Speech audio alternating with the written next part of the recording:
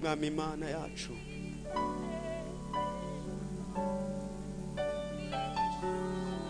ntawasa nawe uduha imitima mizima ikunyotewe ihora igushaka ihora yifuza kubana nawe ihora yifuza guhura nawe yifuza kugirirwa neza nawe mwami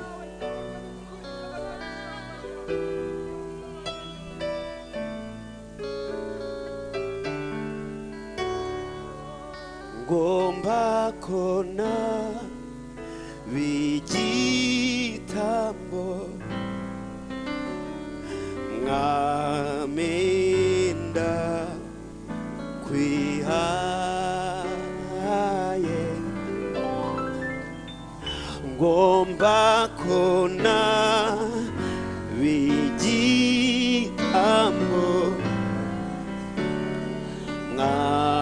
mwaminda kwihaye ngomba kunaba igitambo ngomba kona bigitambo mwami ndakwihaye mwami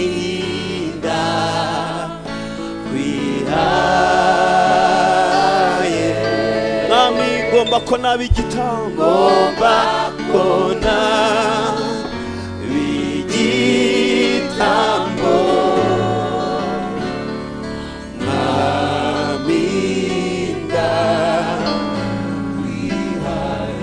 dusubiremo ngomba ko naba igitambo imbere yawe mwami Imana ngomba ko naba igitambo mwami ndakwihaye mwami ndakwihaye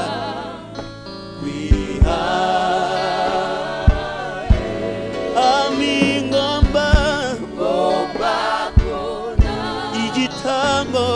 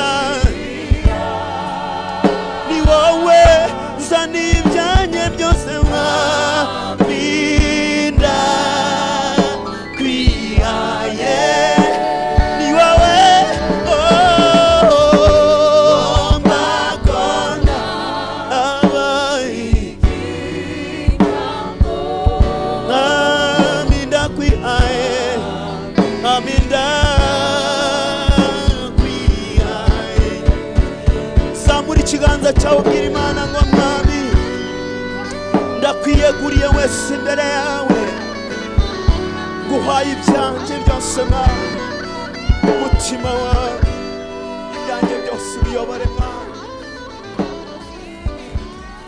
Le combattant c'est toi Seigneur Jésus-Christ. umurwanyi ni wowe mwami wacu Yesu Kristo Tu as vaincu le mal, tu as vaincu le diable. wanesheje ikibi wanesheje satani Nous t'invitons dans ce culte, Seigneur, turakuraritse muri iri teraniro mwami pour que tu nous réveilles, kugira ngo udukangure pour que tu nous habilles, kugira ngo utwambike pour nous mettre prêts à la bataille, kugira ngo dutegurire urugamba pour que nous soyons aussi prêts à la victoire. kugira ngo natwe twitegurire kuba baneshi C'est pour la gloire de ton nom, Seigneur. kandi byose ni kubw'icyubahiro cy'izina ryawe Chacun qui est ici maintenant, buri wese uri hano mwami je demande que ton onction puisse l'atteindre. ndasaba kugira ngo amavuta yawe amugereho Prépare ton peuple, Seigneur. itegurire ubwoko bwawe mwami wanjye à cette rencontre spéciale kandi ubutegurire guhura nawe mu buryo budasanzwe pour mettre fin kugira ngo dushyire iherezo à toutes les blagues que le diable a faites. ku migambi yose satani yateguye. Seigneur, merci beaucoup. mwami turagushimiye cyane, Sois présent dans ce message. ubane natwe muri ubu butumwa Au nom de mu Jésus-Christ. izina rya Yesu Kristo, Amen. amen. Je dis bonjour au nom de Jésus-Christ. ndabaramukije mwese mu izina ry'umwami wacu Yesu Kristo. Amen. Nous avons un Amen. message en Juge 6, verset, nous commençons en Juge 3, verset 1 à 2. turasoma mu bacamanza igice cya gatatu umurongo wa mbere n'uwa kabiri, ndetse turaza gusoma no mu gice cya gatandatu. Nous lisons Juge 3, 1 à 2. Kadusome. Voici quelques nations l'Éternel laissa subsister pour mettre à l'épreuve les Israélites qui n'avaient pas participé aux guerres pour la conquête de Canaan. Il voulait que les nouvelles générations d'Israélites qui n'avaient pas connu la guerre apprennent ce qu'est la guerre. Amen. ayo mahanga niyo Uwiteka yari yararekeye kugira ngo ayageragereshe Abisirayeli, cyane cyane abatamenye intambara zose z'i Kanani, kugira ngo n'ab'ibihe by'Abisirayeli byose bamenyerezwe intambara, kuko muri bo harimo abari batazi uburyo bwazo. Muri ayo mahanga harimo abatware b'intebe 5 b'Abafilisitiya. Umurongo wa kabiri. Amen. Nous allons en Amen. Juge 6, 11 à 16. Nous lisons en Kinyarwanda. dusimbuke 6:11 kugeza kuri 16. Nuko marayika w'Uwiteka araza yicara munsi y'igiti cy'umwela cyari muri Ofura kwa Yowasi w'Umwabiyezeri. Umuhungu we Gidiyoni yasekuraga ingano mu muvure bengeramo vino ngo azihishe Abamidiyani. Marayika w'Uwiteka aramubonekera aramubwira ati, Uwiteka ari kumwe nawe wa munyembaraga we ugira ubutware. Gidiyoni aramusubiza ati, mutware, niba Uwiteka ari kumwe natwe, niki gituma ibi byose bitubaho? N'imirimo ye yose itangaza irihe? Iyo basogokuruza batubwiye ngo Uwiteka niwe wadukuye muri Egiputa, ariko noneho Uwiteka yaradutaye, yatugabije Abamidiyani. Nuko Uwiteka aramwitegereza aramubwira ati, genda uko izo mbaraga zawe zingana, ukize Abisirayeli amaboko y'Abamidiyani, sijye ugutumye. Gidiyoni aramusubiza ati, ariko Uwiteka, Abisirayeli nabakirisha iki? Iwacu ko turaboroheje mu muryango wa Manase, nkaba ndi umuhererezi mu nzu ya data yose. Uwiteka aramubwira ati, nukuri nzabana nawe kandi uzanesha Abamidiyani nkunesha umuntu umwe. Amen. Amen. Amen. Nous avons la méditation avec le thème de devenir guerrier spirituel. Turimo turaganira ku ijambo rivuga ngo kuba abarwanyi bo mu mwuka. C'est une nécessité. Ni ibintu biri ngombwa. J'ai pris la semaine ou les 2 semaines passées, j'ai essayé d'enseigner dans ce sens. Ibi byumweru bibiri bitambutse nabwo nagerageje kwigisha abantu muri ubwo buryo, Et je continue. none ndakomeje. Ici, je vais vous montrer l'importance d'être guerrier spirituel. Ndashaka kubagaragariza akamaro ko kuba umurwanyi ariko wo mu mwuka. Et ici, peut-être c'est un sentiment personnel, mais ça peut s'expliquer dans les Écritures. Hari naho bigera nkumva birasa nkaho hari ibyumviro byanjye gusa, ariko nabisobanura ngereye ku byanditswe. Moïse est là, il y a aussi Josué à côté de lui. Mais Dieu choisit Josué pour entrer en Canaan, mais Moïse doit arrêter. Mose na Yosuwa bari aho ngaho, nyamara Imana ihitamo Yosuwa ko ari uzakomezanya n'ubwoko bwayo kugira ngo bajyane i Kanani, hanyuma urugendo rwa Mose rugahagararira aho ngaho. Moïse a plaidé, en fait, pour entrer, mais Dieu n'a pas accepté. Mose yagerageje no gusaba Imana no kwinginga Imana kugira ngo abe ari uzambukana n'ubwoko bw'Imana, ariko Imana ntiyabimwemerera. Mais Josué, Yoshua nawe sans plaider, ntiyigize bisaba, il est plutôt négocié à entrer. Imana itangira ahubwo kumusaba kuba ari we uzinjira. C'est très important ça. Ni ibintu by'ingenzi kubimenya ibi C'est là que ngibi. je commence ma prédication. Aha niho ntangirira kwigisha. L'un négocie la vie, l'autre, on les négocie de vivre. Umwe arimo aragerageza gushyikirana ngo akomeze guhabwa kubaho, undi barimo baragerageza gushyikirana nawe kugira ngo bamwongerere kubaho. Moïse a prié, il a plaidé à Dieu, il dit, tu as quand même le pardon, donne-moi la chance. Regarde tout ce que je fais en arrière. Permets-moi seulement de fouler le pied à Canaan. Mais Dieu a refusé. Mose yararize, Mose aringinga, Mose arataka, abwira Imana ati ndakwinginze Mana mbabarira, ari kunyemerere nzabashe gukandagiza ikirenge cyange byibuze i Kanani. Imana irabimwangira. Mais Josué, non. Yoshua ntabyo yasabye. On n'a pas dit qu'il va mourir. Nta wamubwiye yuko agiye gupfa. Mais on l'a négocié. Ariko noneho baramusaba cyane D'entrer. ngo abe ari we winjira. Et puis on négocie de le rendre chef. Kandi banamusaba kuba ari we bahindura umuyobozi. On le négocie d'aller combattre et faire la paix au peuple. Bamusaba kuba ari nawe ugenda akaba umurwanya, akaba ari utanga inzira y'amahoro ku bwoko bw'Imana. Il avait l'allure de refuser, mais Dieu continuait à les négocier. Yasaga nk'urimo abyangira, ariko Imana ikomeza kubimwingingira. Et là, je vois l'appel de Gédéon et l'appel de Josué, ça se ressemble puisque partout là, Dieu utilise les mots, il dit, c'est toi qui, c'est toi qui. C'est un appel nominatif. Aha ndabona umuhamagaro wa Yosuwa usa n'umuhamagaro wa Gideyoni, kuko n'ahantu Imana ivuga ngo ni wowe nshaka, ni wowe nahisemo, ntabwo bashyize muri rusange, ifasha umuntu ku giti cye. Pourquoi tout ça? Kuki ibyo byose? Là, on doit les négocier pour aller manger, n'est-ce pas? Il y a du miel. Et l'autre, on le dit, on t'arrête par ici. Umwe arimo arasabwa aringingirwa kwinjira mu gihugu gitemba amata n'ubuki, undi arimo arabwirwa ngo urahagararira. Vous pouvez réfléchir et donner des réponses aussi. Nawe wabyibazaho kandi ukabitindaho ugatanga n'igisubizo. Mais je tente un peu le sens encore. Aha nkongera nkagerageza kubisesengura. Moïse n'est pas guerrier. Mose ntiyari umurwanyi. Moïse ne connaît pas la guerre. Mose ntazi uko barwana. Moïse n'a pas été au front. Mose ntiyigeze yisanga ku rugamba na rimwe. Et s'il allait là, il était derrière le militaire. Bishoboke ko naramuka nagiye kuri urwo rugamba icyo azakora ari ukugenda inyuma y'ingabo zirwana.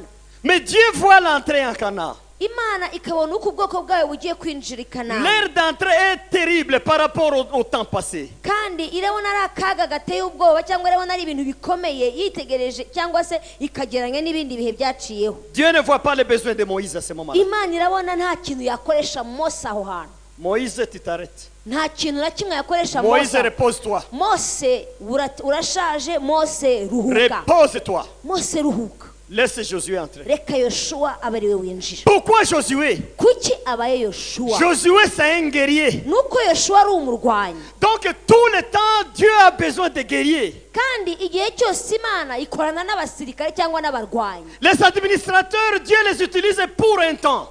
Abayobozi Imana igiye ikorana nabo by'agahe gato. Mais tout le temps, Ariko ibihe byose il utilise le guerrier. Imana igiye ikorana n'abasirikare cyangwa n'ingabo. Que notre Dieu soit loué. Imana yacu ni ishimwe cyane. Il négocie Josué. Imana irimo iringinga Yoshua. Puisqu'il sait que Josué connaît la guerre. Kubera yuko izi neza yuko Yoshua ari Il sait que umurwanyi. Josué a la guerre dans le sang. Izi neza yuko Yoshua afite kurwana mu maraso. Il négocie le Josué. Irimo iragerageza gutereta Il lui Yoshua. promet d'aller. Iramusunikira Il dit, toi kugenda. tu t'en vas, moi je suis avec toi. Iramubwira ngo wowe genda kuko nzabana nawe. Pendant toute ta vie, Josué, Mu buzima bwawe bwose Yoshua, aucun homme ne mettra sa résistance devant toi. nta muntu waremwe uzahangana nawe Puisque je suis avec toi. kuko ngiye kugendana nawe. Que Dieu soit loué. Imana ishimwe cyane. Alléluia. Haleluya. Laisse-moi vous dévoiler en avance Reka nkubwire ibanga hakiri kare. toutes les églises aujourd'hui Amatorero yose uyu munsi qui ont fondé seulement pour des principes de prospérité vont disparaître. Je vous dis ça. yashingiye ku mahame y'ubutunzi no gutera imbere gusa,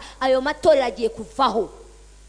Les églises qui vont résister maintenant, Amatorero azabasha guhagarara muri ce iki sont les gihe. églises qui reviennent dans les combats Ni spirituels. amatorero azasubira inyuma agatangira kurwana mu Les églises mwuka. de guerriers, Ni amatorero y'ingabo abantu barwana. les églises de combattants, Ni amatorero y'abarwanyi. les églises des hommes forts spirituellement. Ni amatorero y'abantu bahagaze kandi bakomeye mu mwuka. Ces églises vont persister. Ayo matorero azabasha Le gushinga. diable ne pourra jamais les enlever. Ayo satani ntazabasha kuyariganya. Amen. Celui qui va résister aujourd'hui, umuntu uzabasha guhagarara agashinga muri ibi bihe c'est le guerrier spirituel. ni umuntu w'umurwanyi mu by'umwuka. Il va résister. uwazahagarara Malgré les intempéries, nubwo hari imiraba, il va résister. uwazahagarara. Il va résister. uwazahagarara. Que Dieu soit loué. Imana ishimwe cyane. Regardez comment Moïse a bien fait devant Dieu. urebe ukuntu Mose yitwaye neza imbere y'Imana, Mais devant les choix, ariko igihe Imana yari igiye guhitamo, Dieu choisit le guerrier. Il laisse Imana Moïse. yahisemo umurwanyi kurusha uwo yakoranye nawe Soyez cyane. guerrier. w'umurwanyi Soyez guerrier. w'umurwanyi Soyez guerrier. w'umurwanyi. Là où les autres n'arrivent pas. aho abandi batabashije Toi, kugera, tu vas arriver. wowe uzagenda Là où uhagere. les autres sont bloqués. aho abandi Toi, bazitiwe, tu vas passer. wowe Là où les uzatambuka. autres ont des limites. aho abandi bafite Toi, tu vas évoluer. wowe uzapfa mu rugendo, Puisque tu es guerrier. kubera yuko uri umurwanyi. Haleluya. Soyez des guerriers. muhinduke ingabo. Les temps de ministère avec le principe d'administration simple, c'est révolu. Il faut des militaires dans le ministère aujourd'hui. Haleluya. kuko igihe cy'amatorero akorera mu buyobozi n'amahame amwe n'amwe agenderaho, icyo kivuyeho. Il y a des soldats maintenant ubu haje ingabo qu'il faut. nizo zikenewe.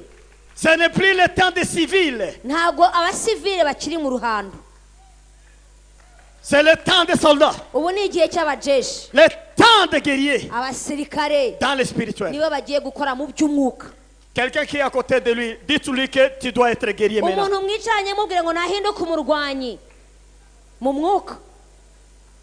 Tu dois être guerrier. agomba kuba umurwanyi. Tu dois être guerrier. agomba kuba umurwanyi. Oh, que Dieu soit loué. Imana ni ishimwe cyane. Vous voyez, Haleluya. le texte de Juge 3, iyo urusomye ahangaha mu bacamanza, là qu'on a commencé, aha dutangiriye, il y a des ennemis que Dieu a renforcés pour entraîner la nouvelle génération. hari abanzi Imana yagumishije aho ndetse iranabakomeza kugira ngo ibashe gutoza urubyaro ruzakurikiraho.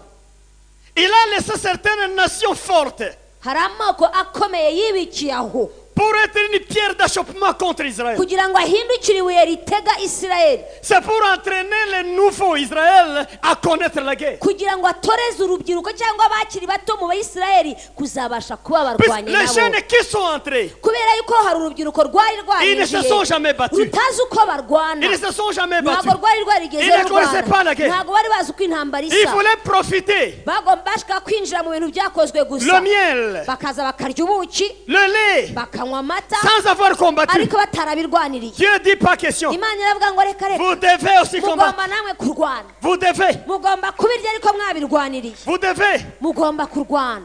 Qu'est-ce qu'il y a avec ta vie, mon frère, ma soeur? none mu mibereho yawe bimeze bite mwene Peut-être il y a data? un géant que Dieu réserve là birashoboka ko hari igihanda Imana yemeye ko gikomeza pour kubaho t'entraîner à la guerre. kugira ngo igutoze kurwana Pour nawe, t'entraîner à la kugira guerre. ngo igutoze kurwana nawe. Et toi, tu viens chaque jour. nawe uraza Tu cherches un pasteur urashakisha umushumba qui doit lever le géant à ta ugomba place. kukuvanira igihanda mu nzira. Lui doit gêner pour le niwe chasser. ugomba kubivanaho, niwe ugomba kwiyiriza Il kugira doit ngo se akirukane. priver du temps pour chasser ton agomba démon. kwiyima umwanya w'ibyiza kugira ngo akwirukanire wowe, Et que toi, tu puisses hanyuma te wowe jouir. ugarame gusa tu Tu puisses te jouir. wicara aho ngaho ngo bazasenga. Tu puisses te jouir. Ce n'est pas possible. ntabwo bishobora Ce gukunda, n'est pas possible. ntabwo bishobora kwemera, Ce n'est pas possible. ntabwo bishobora kwemera. Il faut me pardonner d'abord. umbabarire kubwira gutyo. Nombreux me demandent de rendez-vous, mais ils ne me trouvent pas, je sais. abantu benshi bajya banshaka bakansaba gahunda nkazibima cyangwa ntibambone, Et le jour où ndabizi. je vais quitter Zion, je vais me repentir. ariko umunsi nzava muri Zayoni nzihana kuba ntarabakiriye. Le péché que je vais repentir, c'est ce péché-là. icyaha nshobora kuba nzihana imbere y'Imana nicyo cyo kuba ntarakiriye Pour umuntu ne wenda, pas trop recevoir les gens. kubera ntakira abantu cyane, Et je n'ai pas ce temps-là. kandi uwo mwanya koko ntawo mfite. Mais aussi, je connais le secret. ariko nzi ibanga ryo kutabakira irya Vous voulez manger en Cana sans contribuer à la guerre. nzi ibanga ry'ibyo ngibyo. wowe urashaka kuza ugapfa kurya gusa ibintu utavunikiye utakoreye. Vous voulez que les murashaka serviteurs ko de Dieu gênent hein, murashaka ko umukozi w'Imana yiyiriza toute la semaine dans le akamara jeûne, icyumweru yiyirije, prie. asenge, Maintenant, tu amènes ton problème. hanyuma uzana umutwe n'ibibazo, C'est lui qui enlève ça. wa wundi aba ari wowe ubivanaho, Et toi, tu continues à boire le lait. hanyuma wowe ukomeza unywa inshyushyu. Hey, Hey.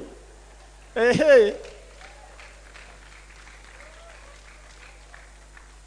La volonté de Dieu uko imana ibishaka, la volonté de Jésus, uko yesu abishaka, c'est de faire que tout le monde participe au combat. nuko buri muntu wese yagira uruhare rwe kuri iyo ntambara. Tu dois toi-même participer au combat. nawe ubwawe ugomba kugira uruhare muri urwo rugamba. Ce que je fais moi, icyo c'est nasobanukiwe, entraîner les gens au combat. icyo nize jewe ni ugutoza abantu kurwana, Les entraîner. nkabatoza, Et même descendre au front. noneho bakagenda bakajya ku rugamba, Et quand ils amènent la victoire, hanyuma bazana iminyago. ce n'est pas la victoire de David. niba iminyago ya David, Ce n'est pas pour l'apôtre Paul qui niba doit. iminyago ya Gitwaza, C'est la victoire de ikaba Jésus-Christ. iminyago ya Yesu Kristo, Quand même ramène. akanyuma akaba ari agarura wenyine. C'est ce que je fais. ibyo nibyo ntoreza abantu gukora, J'enseigne. ndigisha, Et les gens pratiquent. hanyuma abantu Et ils ont bagakora, des réponses. hanyuma bakabona Et ibisubizo, même, il n'y a pas la gloire d'un homme. ntihakagira uruhare rw'umuntu Il n'y a wundi. pas la gloire d'un nta homme. cyubahiro gihabwa umuntu Et uwo ari we même, wese. Bo bonyine. que Dieu soit loué. Imana ishimwe, Qu'il soit béni le Seigneur. Imana ni ishimwe cyane. Je ne sais pas si c'est papa est là qui m'a dit que maintenant sa fille a eu un travail depuis une longue période. Sinzi niba uwo mubyeyi yari ahangaha yaje kumbwira ukuntu umukobwa we yabonye akazi nyuma yo gushakisha igihe Chômage kirekire. longue période. yari amaze igihe kirekire ari umushomeri. Mais le mardi passé, on a enseigné la bière. hanyuma ku wa kabiri watambutse twigishije ukuntu Le umuntu papa a arwana. combattu. uwo mupapa aragenda Le travail a ararwana, été trouvé. akazi kabonetse. La gloire revient au Seigneur. icyubahiro kigarurirwa umwami Yesu gusa. La gloire revient au Seigneur. icyubahiro kigarurirwa umwami wacu gusa. Vous devez participer à la guerre. namwe rero mugomba kurwana. Ce n'est plus le temps des Ntab- civils, ça. ntabwo ari igihe cy'abasivili.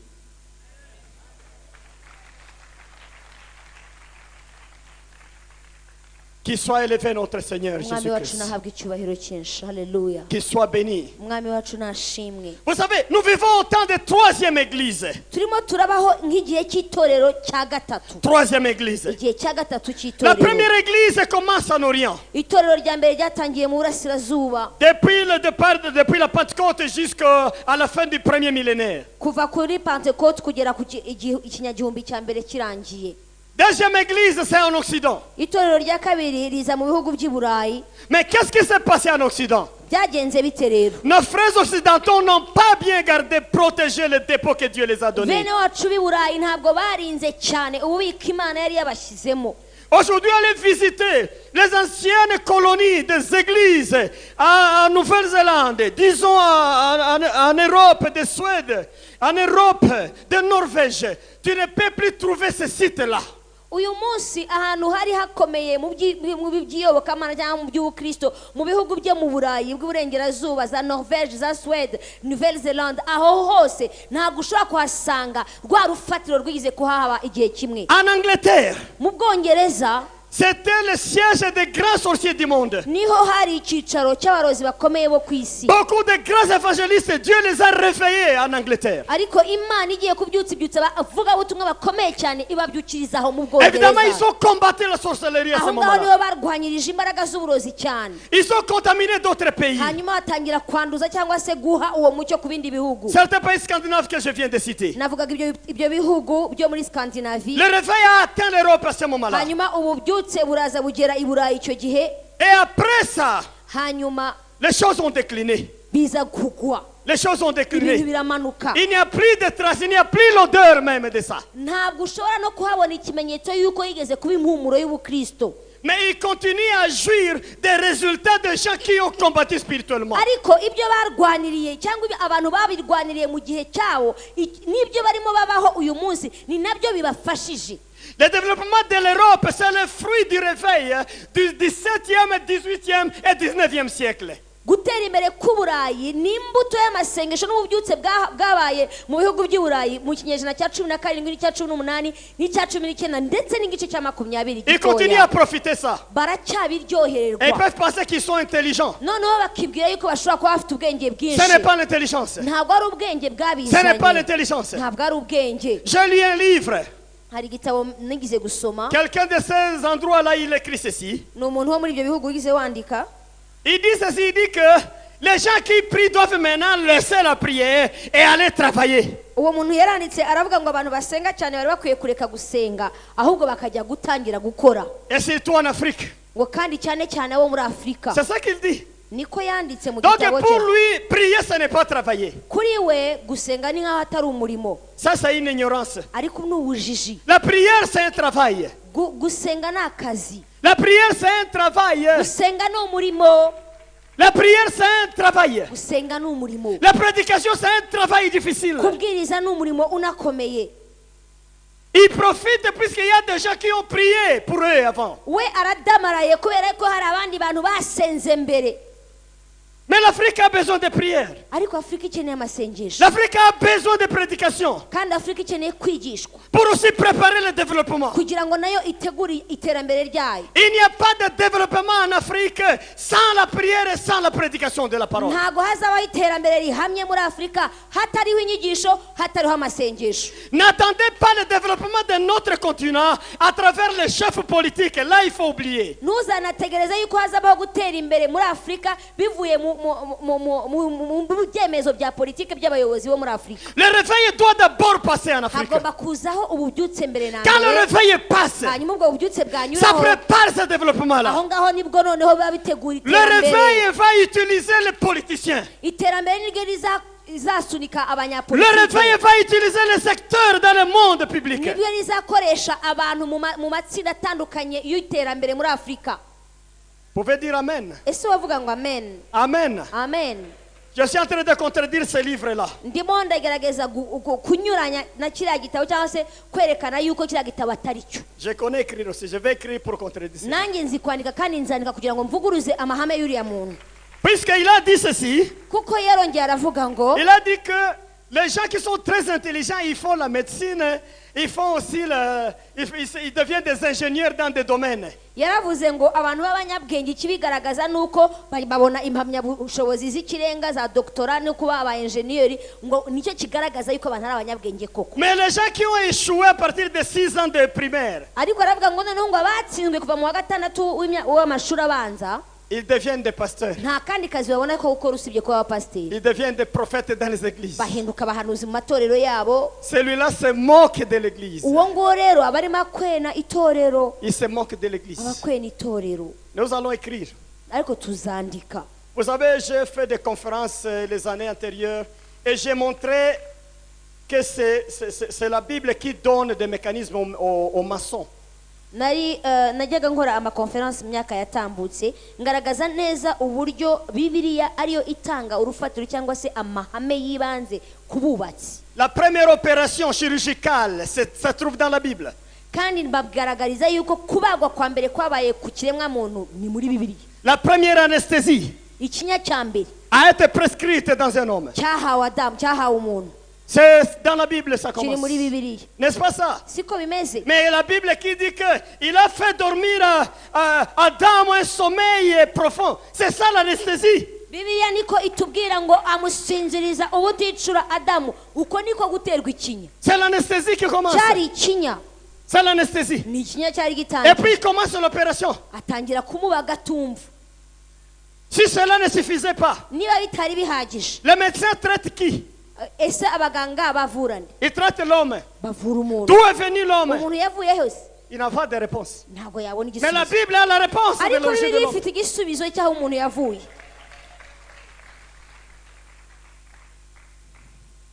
Nous allons écrire.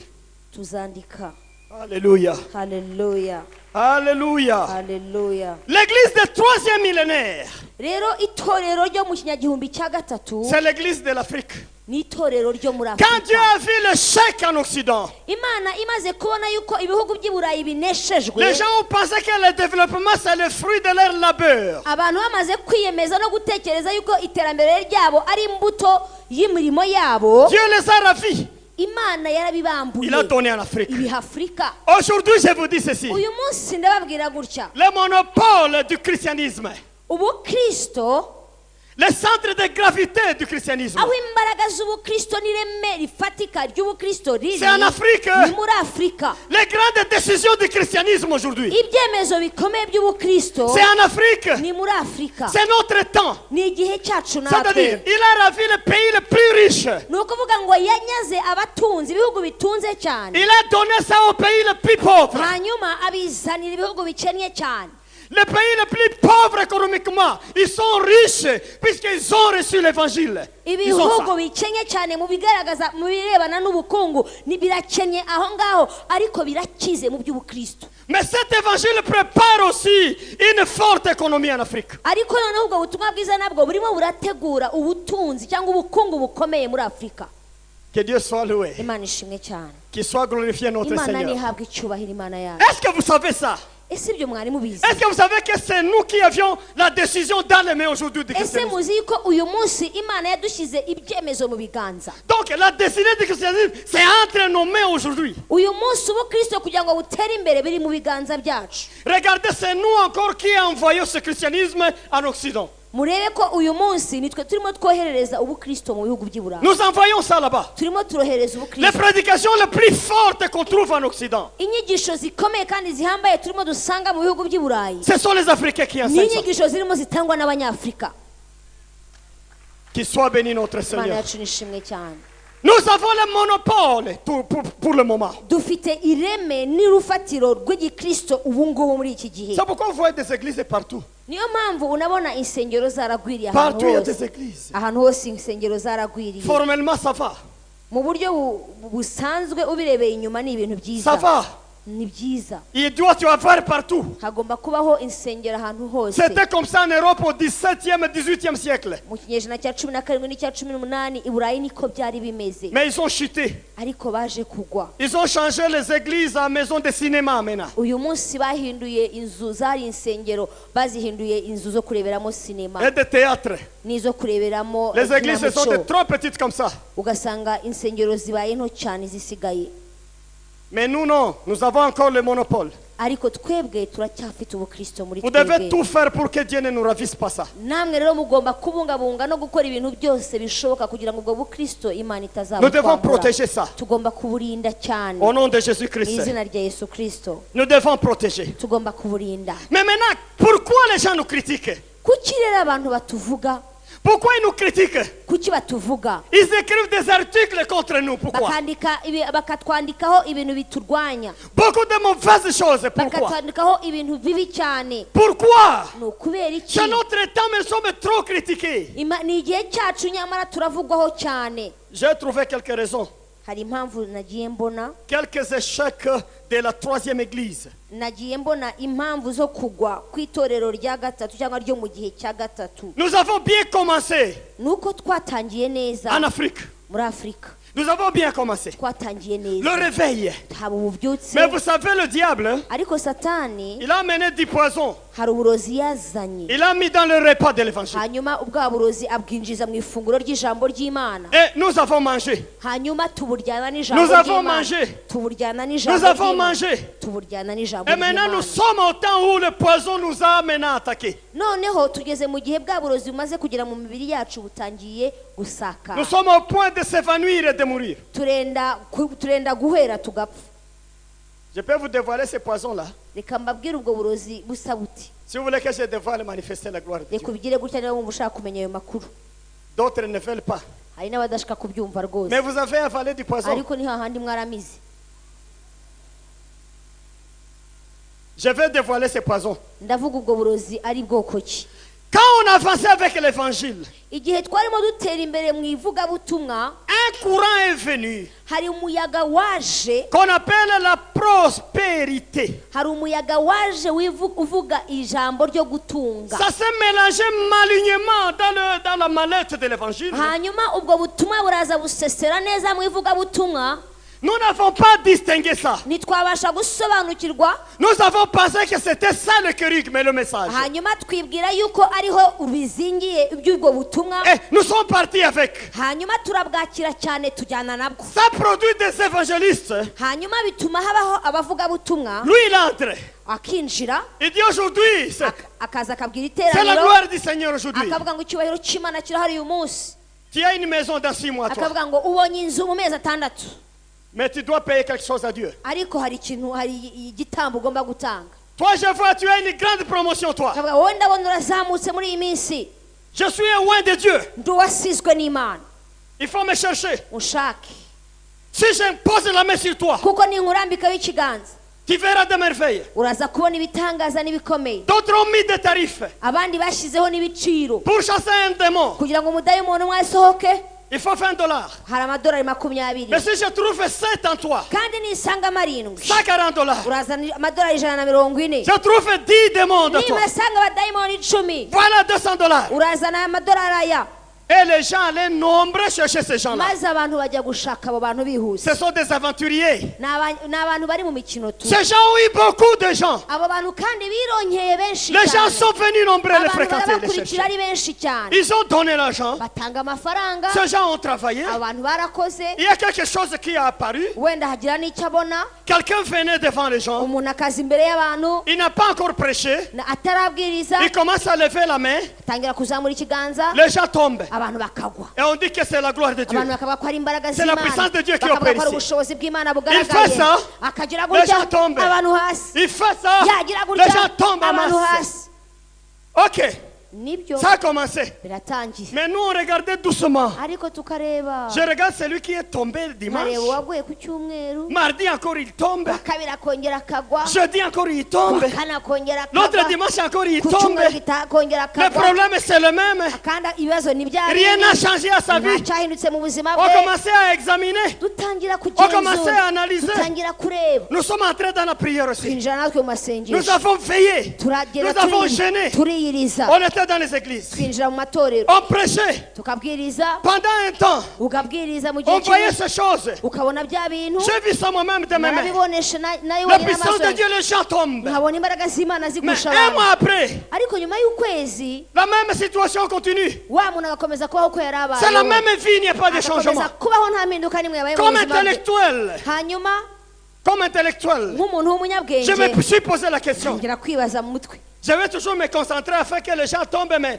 ils n'ont pas de solution à ce qu'ils cherchent. nkavuga ubu se nzahoraho nishyiraho imbaraga nitugatuga ngo abantu bikubite hasi ariko nta kindi kintu babona gifatika mbona ku buzima bwabo. J'abandonne. ndabireka. J'ai abandonné. ndabireka. J'ai abandonné. narabiretse. Je cherchais le Seigneur. shaka Imana. Il m'a dit ceci. umwami arambwira Je ngo vais t'enseigner ngo ngiye comment kukwigisha libérer les gens. uko umuntu Comment abohoka. délivrer les gens. uko umuntu abohoka. Comment délivrer les gens. uko ubohora Il m'a abantu. donné les enseignements. ampa inyigisho. C'est ce que j'amène dans le monde. ibyo nibyo ntwaye mu isi. Je suis encore à Zion. ndacyari muri Zion. Après, je vais vous dire au revoir. ariko Pour nzabasezera amener ça ailleurs. kugira ngo n'aya makuru nyajyana Mais ce qui ahandi. m'étonne, c'est quoi? ariko ikintangaza ni iki. Je profite de ces médias.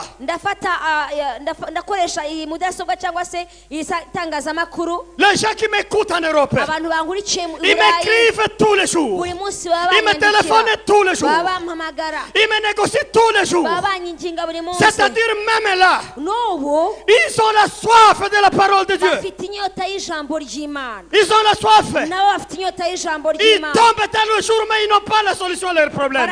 baratanga buri munsi ariko bakabura ibisubizo ku bibazo byabo. La délivrance que je vais enseigner, ukubaho kandi mo nigisha ça imite le modèle de Dieu ni ukwigana ibyo Yesu yakoze pour rendre tout le monde guerrier et combattant qui kugira ngo buri contribue. muntu wese ahinduke umurwanyi arwane kandi agire icyo ageraho. La prospérité. ngo gutunga. Les gens ont ramassé l'argent dans les chrétiens. abantu bavanye amafaranga mu Ils ont bakristo. ramassé de l'argent dans les bakura chrétiens. amafaranga mu bakristo. Ils ont ramassé de l'argent dans les bakura chrétiens. amafaranga mu Ils bakristo. ont ramassé des véhicules dans les chrétiens. bavanamo amamodoka Ils ont yabo. ramassé des maisons dans les chrétiens. bavanamo amazu yabo. Oui, nibyo ils ont ramassé beaucoup de choses. babakuyemo ibintu byinshi. Ils ont ramassé beaucoup de choses. babakuyemo ibintu byinshi Beaucoup de choses. byinshi. Les pasteurs deviennent très riches. ugasanga umushumba aratunze cyane Les chrétiens très pauvres. ariko abakristo bagakena cyane. Les miracles qu'il a promis, hanyuma bya bitangaza ça ne se yasezeranyije réalisait pas. ntibizigere bibaho Prospérité, kuko bigishije ubutumwa bwo Prosperité. kugwiza. ubutumwa bwo kugwiza. Prospérité. ubutumwa bwo kugwiza. prospérité. ubutumwa bwo Les kugwiza poisons qui a eu de la place. nibwo burozi Les bwinjiye. poisons qui est entré. ni bwa burozi bwinjiye. Les poisons qui t'amènent à récolter ce que tu n'as pas semé. ni bwa burozi butuma ujya gusarura aho utabibye. Les poisons qui t'amènent à la réponse là où tu n'as pas travaillé. ni bwa burozi butuma usarura ahantu utakoze. Les poisons qui t'amènent des bénédictions de Dieu sans repentance. ni bwa burozi bukuzanira imigisha y'Imana nyamara utihannye. Christianisme vide. ugasanga ubukristo burimo ubusa. Christianisme vide. ubukristo nta kintu kirimo. Christianisme vide. ubukristo nta kintu kirimo. Christianisme vide à ce ugasanga niveau-là. ubukristo nta kintu kirimo iyo bimeze bityo. Ces églises ont eu beaucoup d'adeptes. kandi ayo matorero yagize abantu benshi bayagana. Beaucoup. benshi Évidemment, puisque chacun fait la solution. kubera ko buri muntu wese icyo ashakisha n'ubundi ni igisubizo Chacun fait la réponse. buri muntu wese arashaka Les igisubizo gens viennent. abantu bakaza Les gens viennent. abantu bakaza Ça tourne comment? ariko bikazamera gute Ça nyuma devient une église de concurrence. bikazaba abantu bakarushanwa Lorsqu'une maman achète un habit très très cher, umubyeyi umwe yaba yaguze umwambaro uhenze elle doit montrer à d'autres akawereka abandi qu'elle a été bénie, akavuga ngo yahawe umugisha que les chaînes sont tombées. akavuga ko iminyururu yavuyeho Ah, il faut montrer les habits. akagaragaza Il imyambaro faut montrer les yaguze chaînettes d'or. agomba kugaragaza imikufi Il faut montrer y'izahabu. les souliers talons. agomba kugaragaza inkweto ndende Il faut yambaye montrer ça. agomba Et kubigaragaza celui qui est comme ça, hanyuma uwo nguwo c'est que lui sait prier. ko akagaragara nk'aho ari uzi C'est que gusenga lui, il connaît déjà. akagaragara nk'aho ari uwamaze kugera ahantu Et pourtant, il est plein de démons de ses ancêtres. nyamara yuzuye abadayimoni b'abakurambere be Et pourtant, il est fini. kandi nyamara ntariho Je vous blesse. ndabakomeretsa Si vous n'êtes pas blessé, manifestez la gloire niba du rero Seigneur. mutakomeretse reka mugaragaze ko turi kumwe Je vois un silence terrible, alors je dis, et peut-être que vous êtes mwacecetse blessé. biteye ubwoba nashaka ngo ndebe ko muhari Vous captez.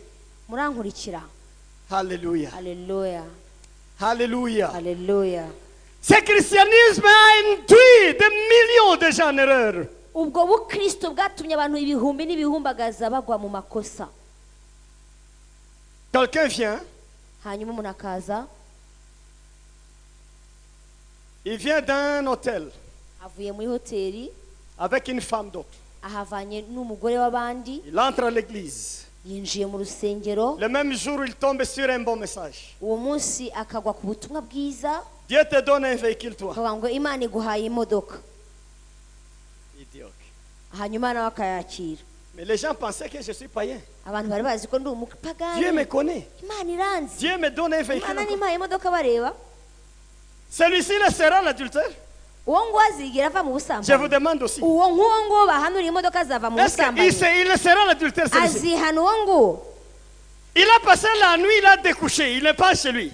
yimutse ntiyaraye iwe yaraye ahandi Mais par hasard, il vient à l'église. ariko bimuguyeho aje mu Il rusengero trouve un homme de Dieu avec beaucoup d'onction qui lui dit, Dieu te donne un véhicule directement. ahuriye n'umukozi w'imana ufite amavuta menshi umubwiye ngo imana iguhaye imodoka wa mugabo we Il va laisser l'adultère. uwo azava mu busambanyi Mais vous ne répondez pas. ko mudasubiza Il va azavamo laisser. azabivamo Il va se dire ceci. azibwira mu mutima we Dieu, tu es grand. ngo mana uri inkuru Tu me donnes maintenant les véhicules none dore umpaye n'imodoka pour faciliter mes aventures. kugira ngo woroshye ingendo zanjye z'abo bandi Que tu sois loué, Seigneur. ushimwe mana C'est ça sa réaction. si uko azabigenza C'est un homme, kuko ni umuntu un sorcier qui vient. umurozi nawe akaza On lui dit, Dieu t'élève, monsieur. umuntu akabwirwa ngo imana irakuzamuye Dieu t'élève. imana À irakuzamuye partir d'aujourd'hui, tu es très élevé. uhereye none urazamuwe Tu cyane auras de grandes bénédictions dans ugiye le monde. kubona imigisha ikomeye cyane Est-ce que celui-ci acceptera que sa sorcellerie soit un péché? uwo muntu azemera yuko uburozi bwe ari icyaha Voilà le poison qui est entré. ubwo rero nibwo burozi bwinjiye Voilà le poison qui est entré dans la ubwo ni nourriture. bwa burozi bwinjiye mu Et nous bakristo avons mangé ça, nous kandi ubwo tous. burozi twaburiyeho Nous twese avons avalé ce poison. twarabumize Et pourtant, Dieu, nyamara imana il est saint. ni imana Il est yera saint. ni imana Encore il yera est saint. ni imana yera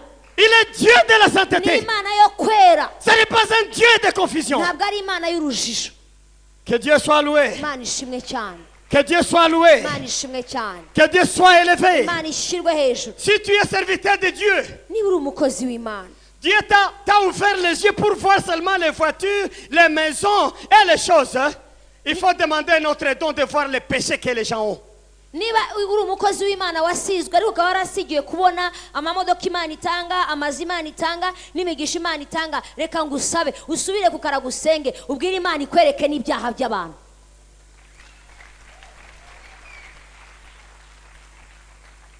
Une église aujourd'hui itorero rya none qui respire, rihumeka c'est l'église qui décourage le péché. ni itorero ribuza abantu C'est icyaha l'église qui témoigne le péché devant le Seigneur. ni itorero rivuga ibyaha imbere y'itorero Il n'y a pas de réveil sans sanctification. nta bubyutse bujya bubaho hatabayeho kwezwa Il n'y a pas de délivrance sans sanctification. kandi ntiyabaho no kubahoka k'ukuri hatabayeho kwezwa Quand on entraîne les gens à devenir des combattants, iyo rero urimo utoza abantu guhinduka abarwanyi, ils doivent d'abord maîtriser la leçon de la sanctification. C'est la première leçon bagomba importante. kubanza kumenya no kuzirikana isomo rya mbere, ni isomo ryo kwezwa. Première leçon. Niryo somo rya mbere, Première leçon. niryo rya mbere, La sanctification. kwiyeza, kwezwa, La sanctification. kwezwa, La sanctification. niryo somo rya mbere, La sanctification. niryo somo rya mbere, C'est la kwiyeza. première leçon qu'on Iryo donne. niryo somo rya Et mbere, puis on évolue avec d'autres formes. hanyuma amasomo yandi akurikira nyuma. Mais il ne faut pas seulement distribuer des bénédictions Ntabwo rero gutanga imigisha buri munsi gusa aux gens sales, uyiha abantu basa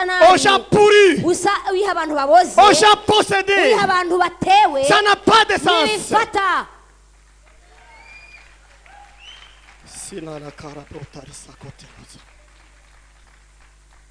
Alléluia. Haleluya, Alléluia. haleluya. Le poison est entré comme ça. Uburozi bwarinjiye, Maintenant, les gens mélangent les deux. noneho abantu barabivanga, Ils mélangent les deux. barabivanga, Ils mélangent les deux. Il y a barabivanga. des églises où c'est la compétition. Hari amatorero arimo amarushanwa, Compétition des voitures. ugasanga abantu bararushanwa amamodoka meza. Celui qui a acheté les V8 de 25 millions, il pense que c'est lui que Dieu écoute par rapport à d'autres. uwabashije kugura V8 igura miliyoni 25 akicara kumva yuko ari we wenyine amasengesho ye yumvwa. Les autres commencent à prier. Abandi noneho batangira gusenga, Papa, bagasenga, mana, passe-moi à moi aussi. mana nanjye nyibuka, Mettez-la déjà, c'était un Mana, V8. kanaka uziko yamaze kugira V8, Mais moi aussi maintenant, nanjye ndayishaka mana, donne-moi. nanjye Je n'ai ndayishaka. pas à dire devant les gens. Ntabwo nkibona uko mvuga, Donne-moi aussi. nabuze uruvugiro, mana nanjye mpa V8. Le Dieu de prospérité. Iyo ni imana y'abantu bashaka Le kugwiza, Dieu de iyo ni prospérité. imana y'abantu bashaka kugwiza, Le Dieu de prospérité. imana y'abantu bashaka kugwiza. Mais maintenant, le même diable, hein, Hanyuma noneho na satani rero, regarde maintenant. reba ukuntu abigenza, Il lui donne le V8 là. aguha V8, Il réalise ces choses, hein, bya bindi arabikoze, mais il vient avec le diabète. ariko noneho akakuzanira diyabete hirya, Bah, akagucomeka, ça. akagufata, Il te donne la promotion, akakuzamura mu rwego, il te prive le mari. akakwima umugabo.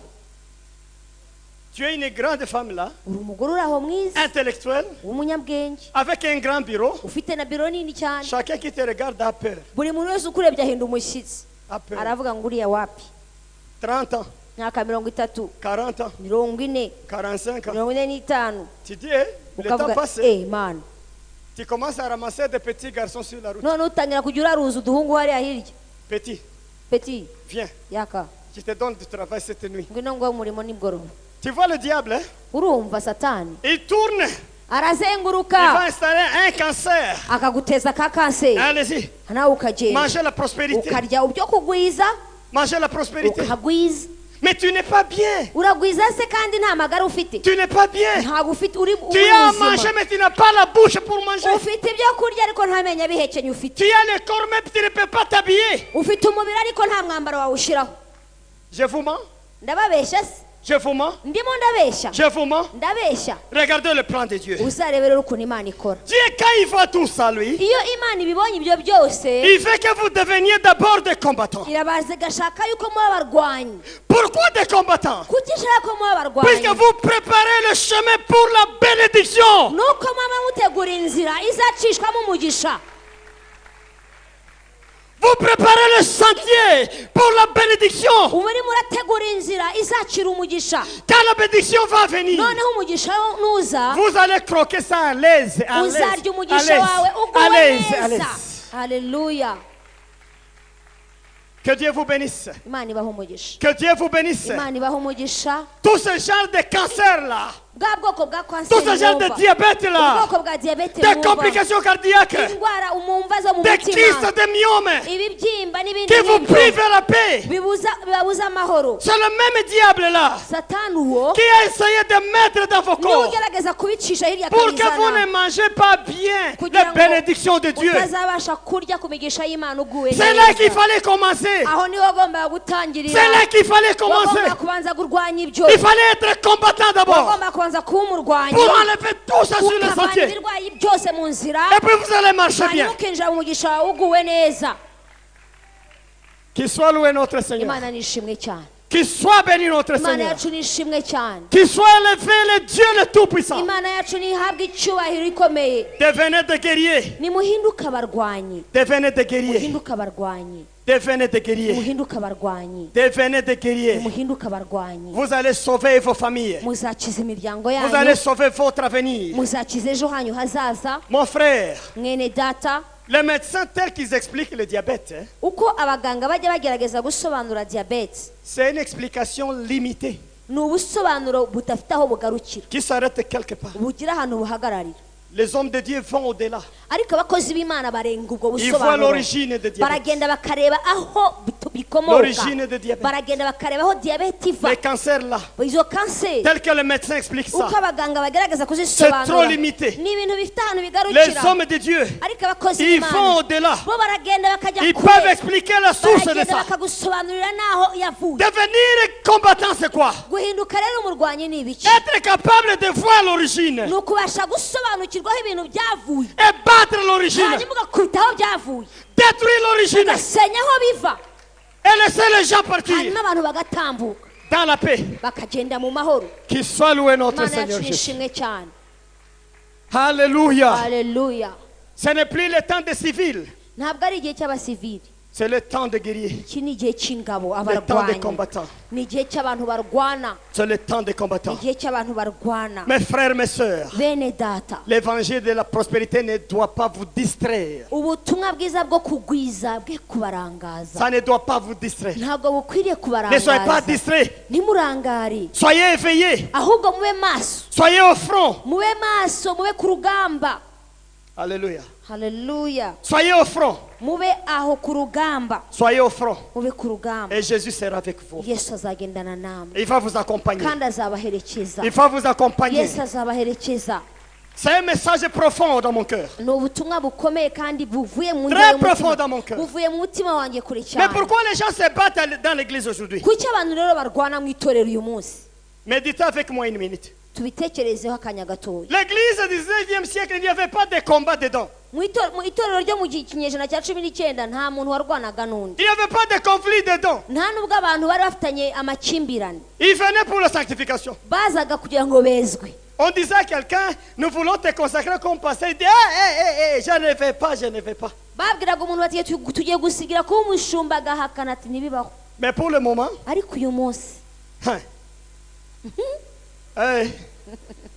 si l'apôtre Paul Gitwaza descendait tout de suite, uyu munsi intumwa gitwaza aje il dit, j'aimerais les gens qui aiment être des pasteurs ici, akavuga ati abantu bashaka guhinduka abakozi b'imana bashumba hano les gens vont se jeter par terre ici ahangaha pour wakumirwa prendre la première place. haba hato Vous savez pourquoi? muzi impamvu La prospérité. kugwiza La prospérité. kugwiza Il y a eu beaucoup de candidats pour Dieu, pourtant ils ne sont pas appelés pour faire ça. abantu benshi baraje bitwa ko bagiye kuba abakozi b'imana ariko baza batahamagawe Si vous les appelez pour la délivrance, nubahamagara kugira ngo bakore ibyo kubohora ils vont fuir. baziruka Si vous les invitez pour la prospérité, ariko nubahamagara ku byo gutunga no kugwiza chacun sera buri pasteur. wese azaba pasiteri Chacun. buri wese azaba pasiteri Chacun. buri wese azaba Et pasiteri va dire aux gens, mais donnez maintenant. ahantu ho batatangira kubwira abantu nabo ngo Il babahe ferme les yeux comme ça. ajya afunga amaso Toi, Dieu me dit ceci. avuga ngo imana irambwiye ngo Dieu te lève encore. imana irongera Tu as kuzamura encore 3 maisons, toi. ubonye andi mazi Que Dieu atatu donne. imana Tu irayaguhaye dois dire merci à Dieu le dimanche. ushima imana uzane igitambo kibyibushye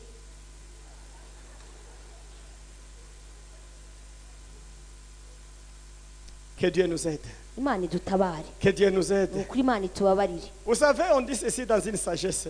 hari ubwenge buvuga gutya cyangwa ijambo ry'ubwenge rivuga uko Venez, nous allons manger. ngo muze turye Tout le monde répond. buri muntu wese akikiriza Venez, nous allons nous battre. muze tujye kurwana Tu te trouves seul. ugasanga uri wenyine Or, l'église aujourd'hui, mu rusengero uyu munsi rero c'est venez manger. baza kurya Mais si nous devenons des guerriers, ariko duhindutse abarwanyi c'est-à-dire venez, nous allons ni nous. ukuvuga ngo ni muze turwane Certains vont fuir eux-mêmes. hari abantu bazahunga Mais qui ne veulent pas, qu'ils veulent, qui ne veulent pas, il faut fuir. ariko uko byagenda kose bagomba kubibamo Il faut fuir. bagomba guhunga Le Seigneur qui me parle, c'est un Dieu de vérité. imana imvugisha inganiriza ni imana y'ukuri. Les églises qui ont construit sur la prospérité vont disparaître comme la bougie. Vous le verrez avec vos yeux, vous tous. amatorero yashingiye cyangwa yafatiye ku butumwa bwiza bwo kugwiza agiye kuyonga nk'uko buji yonga. Vous le verrez. muzayabona ayonga. Vous êtes ici ou ailleurs, vous verrez comment ces églises vont disparaître d'un coup. Pouf! ayo matorero waba uri hano waba utari hano waba birebera ahandi ayo matorero muzayabwirwa nuko azayonga nk'uko buji yonga. Mais les églises qui se rangent vers les guérillas, ariko itorero rigiye gushingira ku ntambara urugamba rwo mu mwuka, ces églises vont persister. iryo torero uzaribona rikuze kandi Elles vont rizahagarara. continuer. Haleluya, Alléluia! haleluya. Ces églises vont continuer. ayo matorero Et azakomeza jusqu'à ce que Christ vienne, kugeza igihe Kristo azaza. il va trouver ces églises en train d'opérer. azasanga ayo matorero train de agihagaze faire la kandi mission. ashikamye, kandi azabona arimo akora ubutumwa bwayo. Je termine mon message. ndasoza ubutumwa bwanjye. J'aime Gédéon. nkunda Gideyoni. Dieu l'a aimé. imana Il était yaramukunze aussi combattant. nawe yari umurwanyi. Et il était en train de broyer le blé. yari arimo arasekura ingano, Le blé. yasekuraga ingano, broyait. yarasekuraga. Il ne voulait pas donner une nourriture qui n'est pas broyée. ntabwo yashaka gutanga ifunguro ridaseye, Mais il broyait ça. arasekura. Dieu l'a aimé. imana Il imukundira a dit, ibyo. monsieur, imana iramureba iramubwira ngo Vaya wa mugabo we, guerrier. wantwariwe vaillant guerrier. wantwariwe, Puisqu'il broyait le blé. kuko yarimo asya Il ingano, donnait des produits finis. yari arimo aratanga umusaruro mwiza ukoze. Écoute-moi, mes amis. unkurikire mwene Il y a ce qu'on data. appelle les produits nets et les produits bruts. Il y en a. hariho ibintu biba bikoze ukabibona bikoze birangiye, hari niba bidakoze bikiri mu ireme ryaryo rya mbere. Quand les produits viennent à l'usine, ils sont bruts. iyo rero ibintu bije biba bitarahindurwa, Mais quand on a travaillé ça, iyo bimaze guhindurwa ça devient net. bihinduka noneho icyo umuntu Esa yakoresha so. kikajya ku isoko, Prêt à porter. abantu Prêt à bakagitwara, consommer. abantu bakaba bakirya. Maintenant, les chrétiens là, noneho rero abakristo ba qui none ne sont pas entrés dans l'usine, batabashije kwinjira mu ne sont ruganda, pas entrés dans la broyeuse, batinjiye mu cyuma ils kibasya, ont évité la broyeuse. baciye hirya y'urusyo, Ils se sont mis sur la liste des chrétiens. hanyuma barangije barenga icyo cyuma cy'urusyo bishyira ku rutonde Et des rw'abakristo. serviteurs, abakozi b'imana ils sont bruts dans le ministère. baracyari aho ngaho ariko Il est nibo brute. bakiva mu murima ntibarahindurwa. Ces façons, ce sont des façons politiques dans le ministère. ibyo rero ni ibintu bimeze nka politike mu murimo, Ces façons, c'est comme ces façons culturelles dans le ministère. ni nko kwinjira mu muco mu by'umurimo. Il est entré en étant brut dans le ministère. yaciye hariya aza adacishijwe mu cyuma, Mais il y a un moulin ici. ariko hari urusyo hano, Les moulins de Gédéon. hari urusyo rwa Il faut Gideyoni, passer par là. ugomba guca munsi On y'urusyo, broye, on hanyuma broye, on broye, on broye.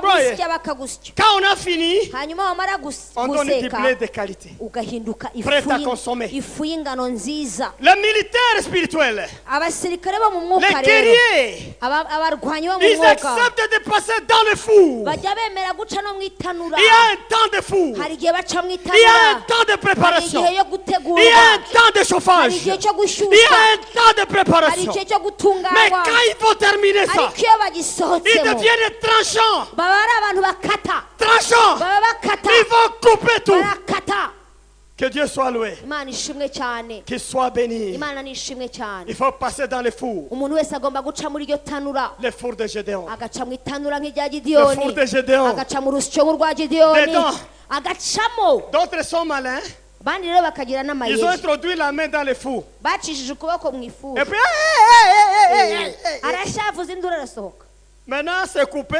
noneho ukuboko kwacitse Une autre reste kwaracitse, là. hanyuma hasigara kumwe. Ça va faire rage. Ça, uko kumwe rero kugiye kumara ibintu, ça va faire rage. kugiye kumara ibintu. C'est ça les gens qui ont trouvé abantu maintenant. rero abo nk'abo basigaranye ukuboko kumwe La troisième église est nibo bamaze troublée. itorero rya gatatu. La troisième église est troublée, mes amis. itorero rya gatatu rifite Elle est ingorane, troublée. rifite ingorane. Jésus n'est pas content. ntabwo yesu La nuit yishimye. m'a parlé. nimugoroba Il nijoro m'a dit yanganirije, avertis à mon peuple. arambwira ngo ubwire ubwoko S'ils bwanjye comprennent niba basobanukiwe ibyo qu'ils mvuga, changent maintenant de camp nibahindure aho pour bari devenir bari des combattants de kugira kugira ngo guerriers. bahinduke Ils abarwanyi doivent changer. nibahindure n'ibimuke Alléluia. babe Ils doivent abarwanyi entrer dans le four. nibinjire neza mu itanura Quand on entre dans le four, iyo là, winjiye on hariya entre complètement. winjiramo wese On entre complètement. ujyamo wese Ça donne la souffrance. hanyuma ugashirira Ça donne la douleur. ukababara Ça donne de pleurs. ukababara Mais quand on sort, ariko iyo on a usohotsemo la joie. uzana On umunezero a la joie. uzana umunezero Quand on sort, on a la iyo joie. umuntu asohotse abanezero Alléluia. haleluya Dieu va vous utiliser. imana irashaka kubakoresha Cette église ici iri torero va prendre toute l'Afrique. rizigarurira afurika À condition, ariko igisabwa ni kimwe igisabwa ni iki quitter la prospérité. ni ukuva mu butumwa bwo kugwiza Venez dans le champ de bataille. gushaka amaronko ahubwo tukaza ku rugamba Dieu vous tukarwana cherche quelque part. imana irabashaka ahantu Votre place c'est dans le champ de bataille. imana irabashaka muhagaze Dans ku le champ de tir. rugamba aho murwana kandi murasana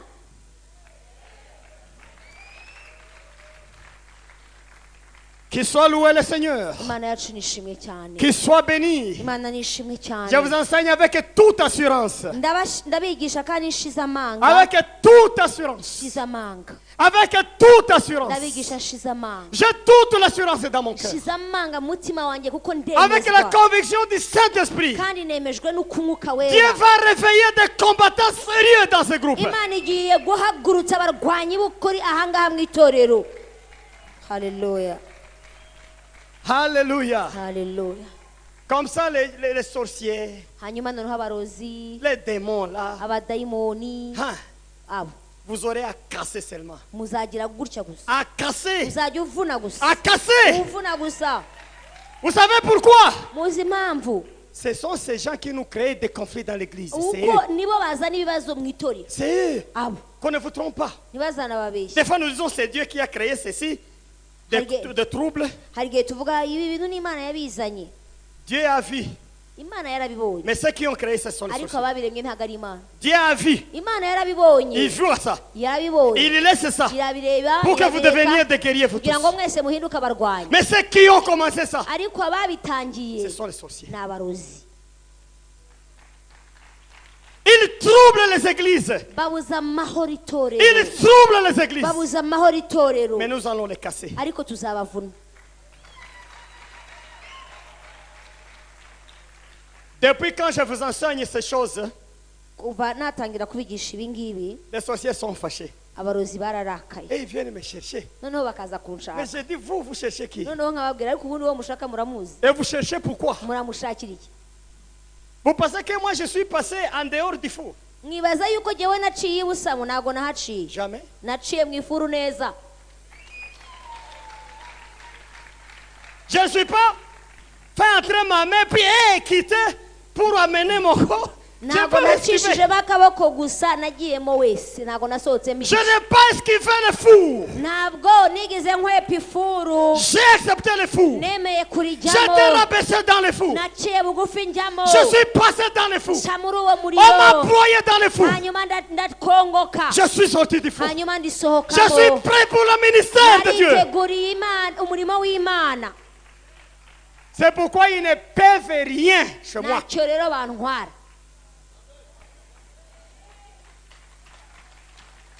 Ils ne peuvent rien. nta na kimwe Ils ne peuvent rien. ntacyo Je n'ai pas échappé le four. ntabwo ifuru Je nayikwebye suis un produit fini. ahubwo naciyemo nsohoka ndabagirana Que Dieu soit loué. imana ishimwe cyane Nous devons arrêter par là puisque je sens que ça commence à descendre, la puissance de Dieu. reka duhagarikire ahangaha kuko imbaraga z'imana nazumvise Je comprends que ça descend, la ndumva puissance. imbaraga z'imana zimanuka kuri twe Oh, alléluia. haleluya Et ma volonté pour toi, kandi icyo nkwifuriza devenez guerrier. hinduka umurwanyi nawe Devenez guerrier. hinduka umurwanyi nawe Devenez guerrier. hinduka umurwanyi nawe Devenez guerrier. hinduka umurwanyi nawe Toutes les blagues là des démons, des sorciers, de quoi, nous allons broyer. iby'abadayimoni abarozi n'ibindi byose byaguteshaga umutwe tuzabivanaho tuzabisya Et la vie va évoluer. hanyuma ubuzima bwawe buzakomeza La vie va évoluer bien. ubuzima bwawe buzatera imbere L'église va évoluer bien. itorero rizatera imbere Jésus va atteindre ses buts. yesu azagera ku ntego ye haleluya Et c'est là maintenant aho noneho que la prospérité arrive. niho ubutunzi La buzabonekera. prospérité arrive après. Ubutunzi buza hanyuma. Après. Buza hanyuma. Ça ne commence pas, ça vient après. ntabwo aribwo buza mbere, buza nyuma. Alléluia. Haleluya. Alléluia. Haleluya. Alléluia. Haleluya. Alléluia. Haleluya. Alléluia. Haleluya. Vous savez, pour cette minute, je t'aime beaucoup. Hein? Toi ici, tout le mwebwe monde. muri aka kanya ndabakunze cyane. Je vois comment vos cœurs, hein, ndabona imitima yanyu, comment les cœurs montent. imitima irimo izamuka mbibona. Je vois la soif que vous ndabona avez. ukuntu murimo mukomezwa mbibona, mugakomera nkabibona. Haleluya. J'aime les gens qui battent vraiment, je les aime. abantu bafite ishyaka ryo kurwana ndabakunda. Ah! Alléluia! Haleluya. Harikara. Haleluya. Oh, itina la cara. Pirisana cara, toi. Sara katale paris toi de loin de kokoro papa c'est tout. Métérisé les takara paris. Nous allons nous mettre debout.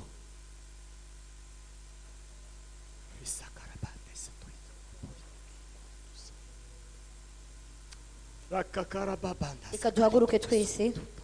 Haleluya. Si tu sens la prière, commence à prier. niba wumva muri wowe hari icyo usengera usenge, Puisque Jésus, il descend avec nous, kuko umwami Yesu aratugendereye il est content aussi kandi nawe arishimye pour avoir des guerriers, kubera ko abonye abarwanyi, des combattants. kuko abonye abarwanyi. Commence à prier. tangira usenge, Remercie le Seigneur. shima Imana. Alléluia. Haleluya. Haleluya. Oh, Alléluia. Alléluia. Shima Yesu. Alléluia. Alléluia. Nous sommes disponibles, papa. Data turahari. Nous sommes disponibles cet Data après-midi. turahari muri aya manywa. Nous sommes disponibles cet après-midi. Data turahari kuri aya manywa. Nous sommes disponibles cet après-midi. Data turahari kuri aya manywa. Nous sommes disponibles cet après-midi. Data turahari kuri aya manywa. Nous sommes disponibles cet après-midi Data turahari kuri aya manywa, à devenir tes soldats. kugira ngo tuguhindukire ingabo, L'armée céleste. duhinduke ingabo z'ijuru, L'armée céleste. duhinduke ingabo z'ijuru, L'armée céleste. duhinduke ingabo z'ijuru, L'armée céleste. duhinduke ingabo z'ijuru, L'armée céleste. duhinduke ingabo z'ijuru, L'armée céleste. duhinduke ingabo z'ijuru, L'armée céleste. duhinduke ingabo z'ijuru, L'armée céleste. duhinduke ingabo z'ijuru, L'armée céleste. duhinduke ingabo z'ijuru, L'armée céleste. duhinduke ingabo z'ijuru, L'armée céleste. duhinduke ingabo z'ijuru, L'armée céleste. duhinduke ingabo z'ijuru, L'armée céleste. duhinduke ingabo z'ijuru, L'armée céleste. duhinduke ingabo z'ijuru. Nous entrons dans cette armée. turinjiye muri izo Alléluia. twinjiye muri izo Nous ngabo, entrons dans cette turinjiye armée. muri izo ngabo, Nous entrons dans cette armée. turinjiye muri izo Nous ngabo, entrons dans cette turinjiye muri armée. izo ngabo, Nous entrons dans cette turinjiye armée. muri izo ngabo. Utilise-nous, Seigneur. dukoreshe mwana, Utilise-nous. dukoreshe mwana, Utilise-nous. dukoreshe mwana, Utilise-nous. dukoreshe, Utilise-nous. dukoreshe, Utilise-nous. dukoreshe mwana, Utilise-nous. dukoreshe mwana, Utilise-nous. dukoreshe, Utilise ton peuple. dukoreshe ubwoko bwawe, Utilise tes enfants. dukoreshe abana bawe, Utilise tes enfants. dukoreshe ubwoko bwawe, Utilise tes enfants. dukoreshe mana. Alléluia. Haleluya. Utilise tes enfants. dukoreshe mana, Utilise tes enfants. dukoreshe mana, Utilise tes enfants. dukoreshe mana, Utilise tes dukoreshe enfants. abana bawe Pour la gloire de ton kubera nom. icyubahiro cy'izina Utilise ryawe, tes enfants. dukoreshe mwami abana Utilise bawe, tes enfants. dukoreshe abana bawe mana. Oh haleluya. Alléluia. Haleluya. Nous prenons seulement 2 minutes qui restent. kadufata iminota ibiri Nous devons attaquer l'ennemi qui attaque l'église. dutere umwanzi utera itorero, La force du mal qui attaque l'église, nous allons l'attaquer. imbaraga z'ikibi n'umubi ziterera itorero tugiye Le diable doit kuzitera, fermer la bouche. dufunga akanwa ka satani, Les maladies doivent fermer la bouche. uburwayi bufunga iminwa yabwo, Les chômages doivent fermer la bouche. ubushomeri bufunga iminwa yabwo, Les conflits doivent fermer la bouche. amakimbirane afunga iminwa yabo, Les ténèbres doivent fermer la bouche. kuzimu hafunga umunwa waho, Ils doivent fermer la bouche. bagomba guceceka. Tous les combattants, abarwanyi mwese nous levons les yeux vers l'éternel. turigiye kwerekeza amaso yacu ku Et puis nous Uwiteka, attaquons ces forces-là. hanyuma dutere izo mbaraga z'umubiri Au nom de mu Jésus-Christ. izina rya Yesu Kristo. Nous attaquons la force du mal qui attaque ton être. Nous attaquons la force du mal qui attaque ton église. La force de la sorcellerie. La force de la magie noire.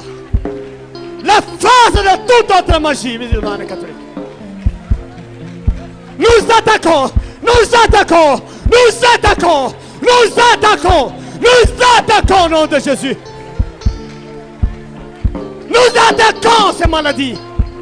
Nous attaquons. Nous attaquons. Nous attaquons.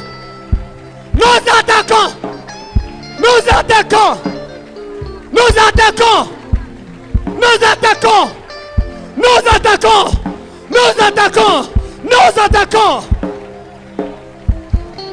Nous attaquons. turatera Quelle maladie ferme la bouche. turatera ubwo burwayi nibuceceke muri Au nom de Jésus-Christ. izina rya Yesu Kristo Que le chômage ferme la bouche. ubushomeri buceceke Au nom de Jésus-Christ. izina rya Yesu Kristo Que le câble ferme la bouche.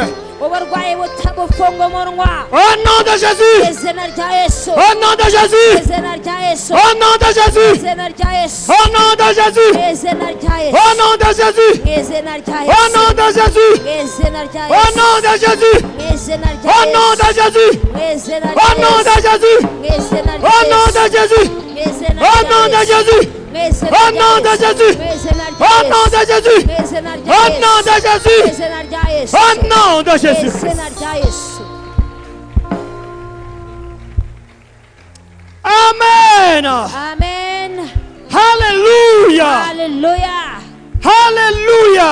Alléluia Que le Seigneur vous bénisse. umwami Imana abaha umugisha Que le Seigneur vous remplisse par sa puissance et sa umwami Imana force. abujuje imbaraga ze Que le Seigneur vous utilise. kandi umwami Imana abakoreshe Qui vous donne des réponses à vos requêtes. abaha ibisubizo ku byo mwasabye Allez dans la paix du Seigneur. nimugende mu mahoro y'umwami wacu Yesu Cette semaine, icyumweru kije nous enseignons sur ces choses. tuzigisha tuzakomeza kwigisha kuri Nous ibi entraînons les gens tuzatoza et abantu nous faisons la guerre. hanyuma Il turwane y a des résultats. kuko hari umusaruro Les combattants ne manquent pas de résultats. ntabwo abarwanyi bajya babura umusaruro Il y a des résultats. hari umusaruro C'est qu'ils ont raté les prospéristes. Nous allons gagner ça dans le terrain. ibyo abandi bagishaga ibyo kugwiza batumye mutabona ubu mugiye kubibona kubwo kurwana Soyez avec nous.